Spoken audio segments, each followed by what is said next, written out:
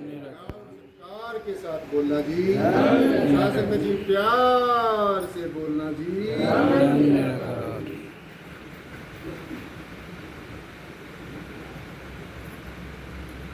शासन में जी प्यार से कहना जी। शास्त्रों ग्रंथों में बताया गया है चतुष्टि अंत्यकरण। पहला हमारा मन है, दूसरा हमारा बुद्धि है, तीसरा हमारा चित्त है और चौथा हमारा अहंकार है और पांचवा हमारी आत्मा है। तो आत्म तत्व तक पहुंचने के लिए, अपने आप को आत्मा जानने के लिए आपने ये जो चार जो बैरिकेड्स हैं, पहला मन का है, फिर बुद्धि का है, फिर चित्त का है, फिर अहंकार का है और फिर पांचवा आत्म तत्व है। तो अगर हमने, जैसे मान लो ये मन है, इस मन को, बुद्धि को, चित्त को, अहंकार को पार करके हमने पांचवें आत्म तत्व को पाना है, तो हमें ये जो चार बैरिकेड्स हैं, चार जो रुकावटें हैं, हमें इनको पार करना होगा।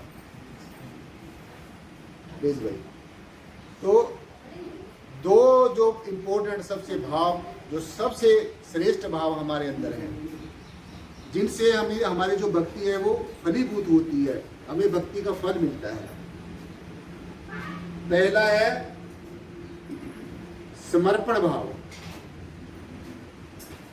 और जितने भी हमारे अंदर अच्छे बुरे कैसे भी भाव आते हैं वो भाव एक तरफ, क्योंकि जो नेगेटिव थॉट्स हैं, हमारे नकारात्मक जो विचार हैं, वो भी जीव को फंसा लेते हैं और कई बार सकारात्मक विचार भी जीव को फंसा लेते हैं, क्योंकि सकारात्मक विचार होने से जीव को सूक्ष्म रूप से अहम हो जाता है कि मैं एक अच्छा वक्ता हूँ, मैं अच्छा पढ़ा लिखा हूँ, मैं अच्छा सुंदर हूँ, मेरे पास अनेकों नियामतें हैं, परमेश्वर ने मेरे को अच्छी धन संपत्ति दी है, धन संपदा दी है, और जितनी भी ये संसारिक जो चीजें हैं, इनका सूक्ष्म रूप से अहंकार हो जाता है।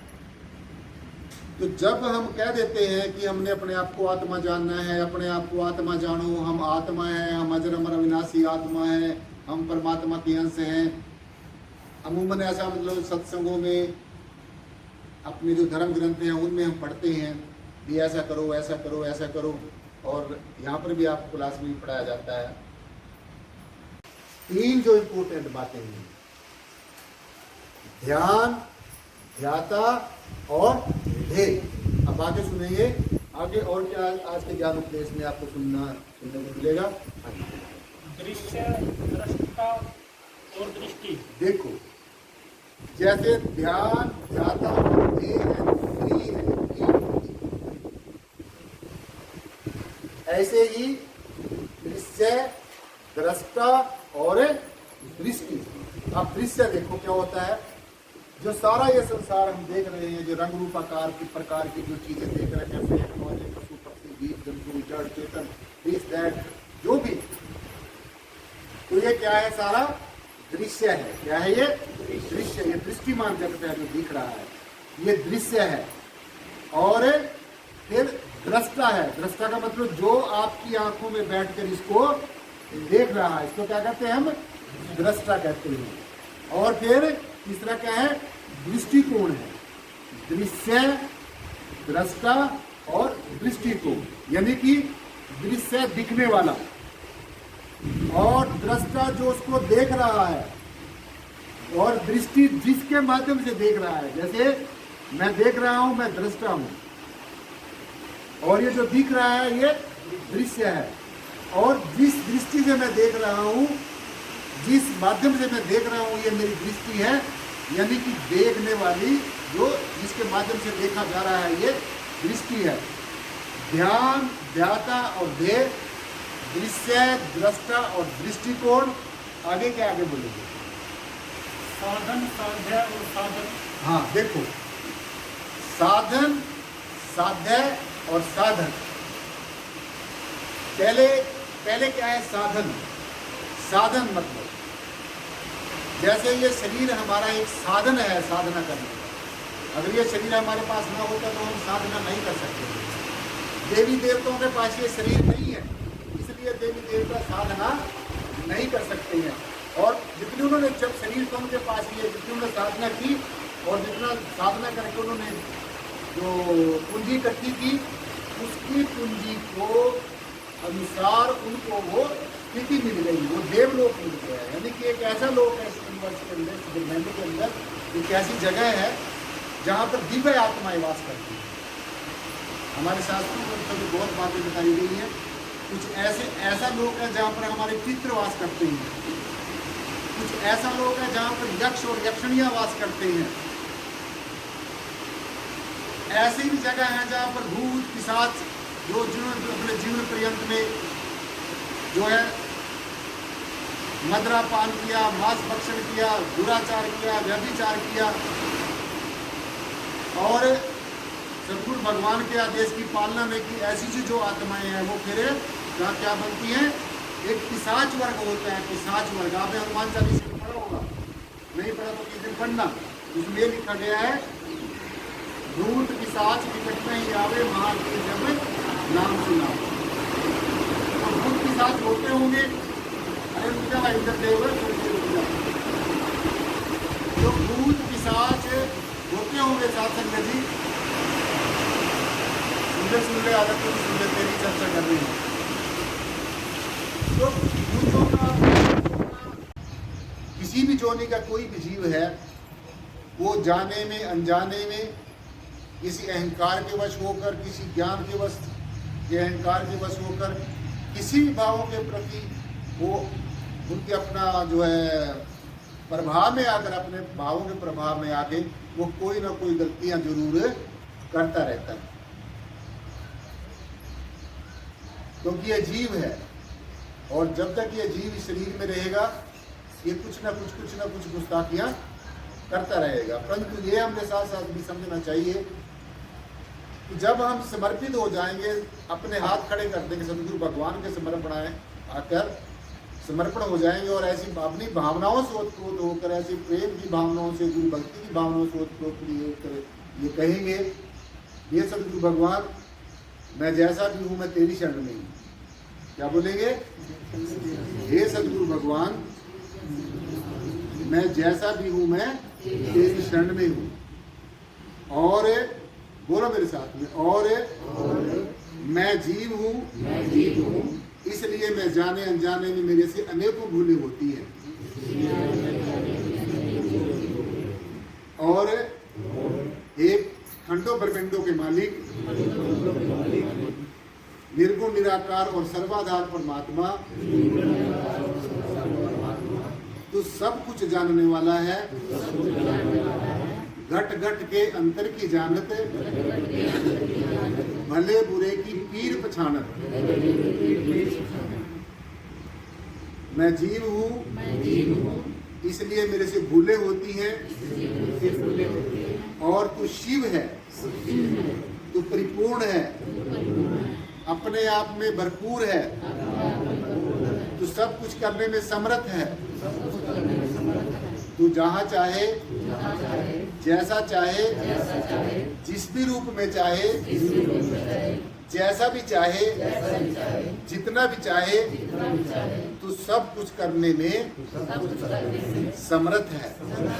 इसलिए मैं भूलनहार हूँ, क्योंकि मैं जीव हूँ। और तू बख्शनहार है, क्योंकि तू शिव है। तो अगर हम अपने भावों से ऐसी ही बेनती करें, जैसी मैंने बताई, एक प्रार्थना है और ये मैंने कोई लिखी नहीं, कोई पढ़ी नहीं, मतलब मेरे अंदर से निकले हुए ऐसे भाव है। जब हम समर्पित हो जाएंगे, हम कहेंगे सदगुरु भगवान मैं मन से, वचन से, कर्म से मैं तेरी शरण में हूँ। देखो करके कुछ दिन यही प्रैक्टिस करके देखो, आप यही प्रैक्टिस करके देखो। अपने आप को भूलो, अपने अस्तित्व को भूलो, तुम्हारा कोई अस्तित्व नहीं है। और अगर तुम्हारा अस्तित्व है तो ये शरीर तुम्हारा अस्तित्व नहीं है, क्योंकि मरण धर्म है, ये जाएगा एक दिन, अपना भी जाएगा, औरों का भी जाएगा। जिस काम देख रहे हो उसका भी जाएगा, और जो हमें देख रहा है ये भी जाएगा। जो हमें दृष्टिमान सारा जगत देख रहे हैं, सब कुछ ये परिवर्तनशील है, चेंजेबल है, बदलता रहता है, इसका जन्म होता रहता है, इसमें क्रीड़ा होती रहती है और बाद में इसमें बदलाव आता रहता है। ये उथल पुथल इसमें चलती रहती है। तो जहाँ पर ये उथल पुथल है, जन्म है, मरण है, रंग रूप आकार में बदलाव है, चेंज है, तो ये हमने सीधा सीधा समझ लेना चाहिए ऐसी स्थिति में हम परम तत्व से भी वाकिफ नहीं हुए। तो जो मैंने आपको प्रार्थना अभी अभी जो मेरे मन में भाव भी, ऐसी प्रार्थना हमारी होनी चाहिए। जैसे हम किसी गुरु की लिखी हुई आरती गाते हैं, किसी संत महापुरुष की लिखी हुई वाणी गाते हैं, किसी की लिखी हुई चीज को किसी को भी हम याद करके हूबहू बोल देते हैं,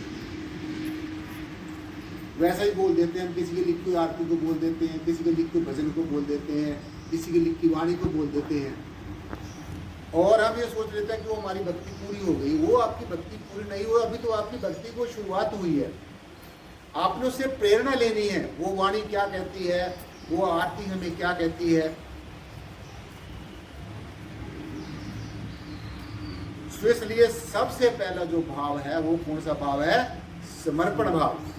दूसरा भाव बताएंगे, दूसरा कौन सा भाव है?